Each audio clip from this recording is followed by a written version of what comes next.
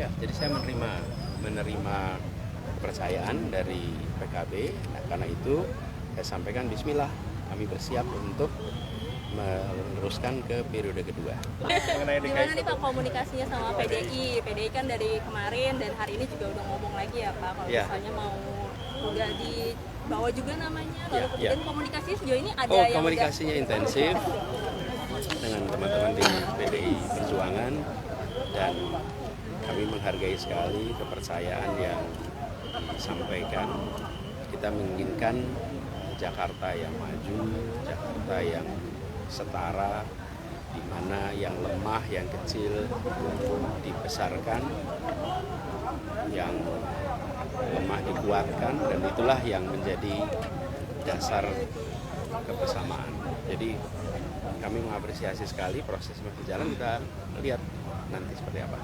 Sejauh ini nanti akan ke partai mana lagi? Kemarin kan udah ke PKB, nanti kemana lagi Pak? Yang terdekat? Kita lihat nanti, ini kan sebetulnya proses masih sampai Agustus ya, jadi masih agak panjang. Komunikasi jalan terus dengan semuanya sambil kita lihat perkembangan. Pak, kemarin kan PDIP kan juga menyebut ini akan lebih baik lagi kalau Bapak berpasangan dengan kader dari PDIP sendiri Pak. Nah ini dari Pak Anies bagaimana tanggapannya Pak? Jadi begini, semua nama yang disebut sebagai potensi pasangan itu belum dibahas sama sekali.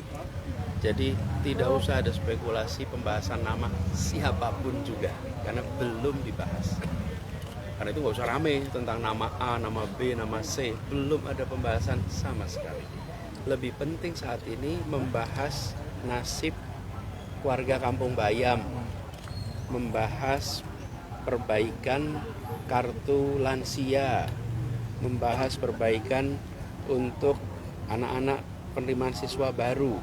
Jadi itu lebih penting untuk kita bahas daripada soal nama, masih jauh sekali. Prioritasnya Pak Anies apa sih nanti kalau sekiranya nanti jadi nih, terus proker apa sih yang paling utama gitu? Yang paling urgen, mengembalikan hal-hal yang dianggap bermasalah hari ini supaya menjadi lebih baik. Misalnya apa saja? Listnya banyak ya. Misalnya soal sederhana itu seperti Kampung Bayam, keberpihakan kepada yang lemah supaya yang lemah itu menjadi kuat, yang kecil jadi besar. Tapi tanpa mengecilkan yang besar ya, tanpa melemahkan yang kuat. Kemudian melanjutkan dan meningkatkan hal-hal yang kemarin sudah dipandang baik, sehingga rakyat Jakarta merasakan kesetaraan kesempatan supaya bisa hidup lebih sejahtera. Hal-hal sederhana yang nampaknya tidak banyak dibahas tapi dirasakan, misalnya kebutuhan pokok yang terjangkau. Saya dulu ketika tugas jadi gubernur, tiap pagi yang saya lihat itu adalah harga kebutuhan pokok di pasar induk. Tiap hari saya lihat, memastikan bahwa itu panahnya itu pada turun ke bawah itu warnanya hijau, artinya turun. Tapi kalau panahnya naik ke atas itu artinya naik. Kalau tiap hari naik terus, nah itu masalah. Jadi kebutuhan pokok, harga kebutuhan pokok yang terjangkau, yang stabil itu prioritas yang utama. Pak, kalau uji kelayakan di DPP PKB itu kapan Pak? Sudah ada jadwal belum Pak? Sebetulnya komunikasi kita terus kok dengan DPW, jadi nanti bisa di cross check dengan teman-teman DPW. Tapi kesiapannya terkait uji kelayakan sendiri itu gimana Pak? Nanti cek teman-teman DPW. Tadi belum ada undangan Pak. Soal Kampung Bayam berarti bisa dibilang ada harapan nih buat warga Kampung Bayam bisa benar-benar menempati kalau Anies. Iya, dan sebetulnya kan waktu itu kuncinya aja udah diberikan kok. Ini kan tinggal penuntasan aja. Bangunannya sudah ada, dan mereka berasal dari sana. Justru jadi pertanyaan, kenapa mereka harus terlunta-lunta selama 1,5 tahun? Kalau saja ini bicara tentang rumah kedua, barangkali boleh tuh ada proses yang rumit. Tapi ini pilihannya adalah terkatung-katung atau tinggal di tempat yang sudah disiapkan. Menurut saya ini adalah satu langkah yang jauh dari bijak. Ini agenda utama yang harus kita tuntaskan. Pak, ini kan Bapak kemarin udah ke PKB, terus komunikasi juga dengan PDIP. Ini Bapak belum menyatakan kalau ini berarti tegas kalau Bapak bakal maju lagi gitu di DKI. Ya, jadi saya menerima kepercayaan dari PKB. Nah, karena itu saya sampaikan Bismillah, kami bersiap untuk meneruskan ke periode kedua.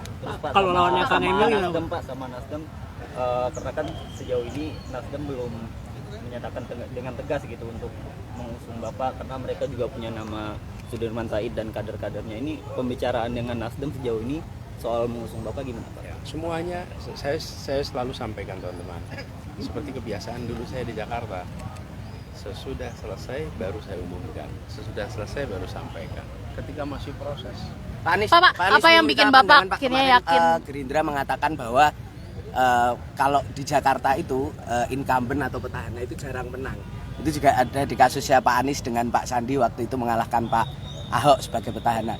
Nah terus mereka mengatakan bahwa Kang Emil ini jadi pesaingnya Pak Anies dan punya peluang karena Pak Anies petahana ini sulit menang petahana di Jakarta. Gimana Pak Anies melihatnya? Sekarang kami terima amanah untuk menjadi calon. Kita jalani dan jalani dengan cara yang terhormat. Sampaikan kepada warga Jakarta apa yang menjadi rencana, apa yang sudah dikerjakan, apa yang akan diteruskan. Selebihnya kita serahkan kepada rakyat Jakarta. Terakhir kan Bapak masih mikir-mikir kita mau sampai akhirnya sekarang yakin apa sih Pak yang akhirnya memantapkan keputusan Bapak untuk maju ini? Hampir tiap hari datang warga ke tempat kami. Hampir tiap hari. Dari berbagai tempat. Dan semua datang, yang datang siapa? Yang lemah, yang kecil. Apa sih yang mereka sampaikan Pak? Mereka mengeluhkan banyak hal ya, terutama terkait dengan kampung-kampung kecil, kampung-kampung warga miskin, kemudian kaum buruh, kemudian para guru, kemudian datang juga aktivis-aktivis lokal yang saya tidak elok untuk menceritakan detail apa yang menjadi keluhan, tapi intinya mereka menyampaikan keinginan, aspirasi, dan itu terjadi di rumah berdatangan. Jadi itu kayak saya sebut istilahnya pulling factor, faktor yang menarik untuk kembali ke Jakarta. Karena itu akhirnya saya bilang setelah diskusi dengan banyak pihak, kemudian ada undangan dari partai, bismillah ke jalan. Pak Kaisang siap jadi wakil Bapak gimana Pak? Saat ini belum ada pembahasan nama siapapun juga, dan menurut saya tidak penting membahas nama sekarang. Nama Saat Kaisang nggak ini penting? adalah pembahasan tentang seperti ini, Kampung Bayam, karena fase pembahasan nama itu nanti. Hari ini prematur, jadi nama A, B, C, D, E yang disodorkan gak usah jadi keramaian. Itu belum ada pembahasan apapun juga. Wong agenda besarnya harus dirumuskan. Menurut saya ya, lebih penting bahas Kampung Bayam daripada bahas nama calon wakil gubernur. Ya? Anies kemarin kan, Pak, sedikit Pak, kemarin kan waktu dari Pilpres kan Pak Anies kan bersuara terkait dengan peraturan yang diubah untuk Mas Gibran. Nah kalau sekarang kan ada Mas Kaisang yang diubah aturannya, tapi sekarang Mas Kaisang dipasangkan dengan Pak Anies nih, apakah juga akan bersuara juga nih Pak? Begini, peraturan itu tidak untuk diubah-ubah. Peraturan itu dijalani, peraturan itu ditaati. Itu prinsip. Jadi menurut hemat kami, sekarang kita serahkan nanti bagaimana itu KPU menyikapi. Tapi menurut saya yang disebut sebagai aturan main itu tidak diubah-ubah dalam perjalanan. Itu prinsip. Anda main catur, tengah-tengah main catur, aturannya diubah, repot ya. Berarti Mas Kaisang nggak masuk kriteria ya Pak Anies ya? Mas Kaisang nggak masuk kriteria. Bapak kesini Pak. Pak Anies. Pak berarti berarti Mas Kaisang nggak masuk kriteria Pak.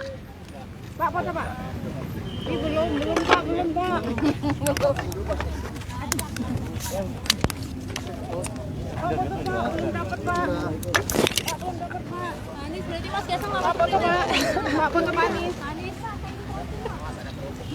Kampung Bayam lebih penting.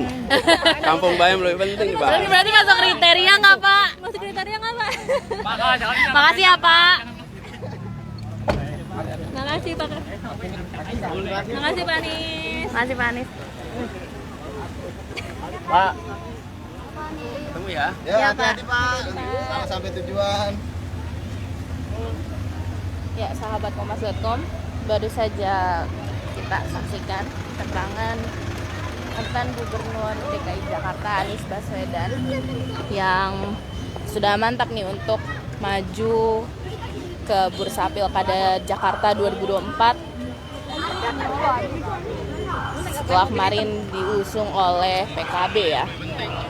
Dari Mas Anies sendiri saat ini Mas Anies mengatakan bahwa dirinya tidak terlalu terfokus untuk tidak terlalu fokus pada nama calon wakilnya, tetapi lebih ke isu-isu permasalahan yang